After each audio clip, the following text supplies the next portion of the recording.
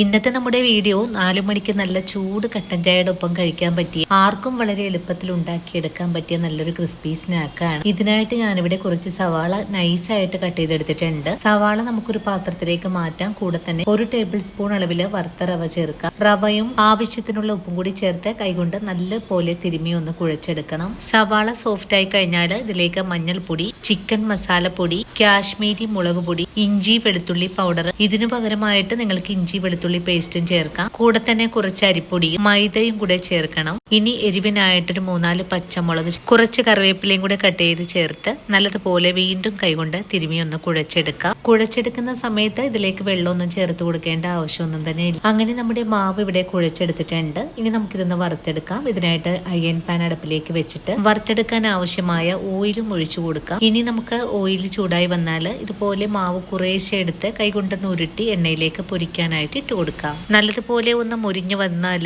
പിന്നെ നമുക്കിതൊന്ന് മറിച്ചിട്ട് കൊടുക്കാം. എണ്ണയിലേക്ക് ഫ്രൈ ചെയ്യാൻ ഇട്ട് കൊടുക്കുമ്പോൾ തന്നെ നമ്മൾ ഇതുപോലെ കുത്തി ഇളക്കരുത്. അങ്ങനെ വരുവാണെങ്കിൽ പെട്ടെന്ന് തന്നെ ബോൾ പൊട്ടിപ്പോവാനും സാധ്യത കൂടുതലാണ്. അങ്ങനെ തിരിച്ചും മറിച്ചും ഒക്കെ ഇട്ട് കൊടുത്ത് നല്ലതുപോലെ നമ്മൾ ഇവിടെ ഫ്രൈ ചെയ്ത് മാറ്റിയിട്ടുണ്ട്. അങ്ങനെ ആർക്കും വളരെ എളുപ്പത്തിൽ തന്നെ ഉണ്ടാക്കിയെടുക്കാൻ പറ്റിയ തന്നെ നാടൻ പലഹാരം ഇവിടെ റെഡി ആയിട്ടുണ്ട്. ഇതുവരെ ഇതുപോലെ ഒന്ന് തയ്യാറാക്കിയിട്ടില്ലെങ്കിൽ തീർച്ചയായിട്ടും നമ്മുടെ വീഡിയോ കണ്ട് തയ്യാറാക്കി നോക്കാൻ മറക്കല്ലേ. അതുപോലെ ചേച്ചിയെ ഒന്ന് സപ്പോർട്ട് ചെയ്യാനും മറക്കല്ലേ.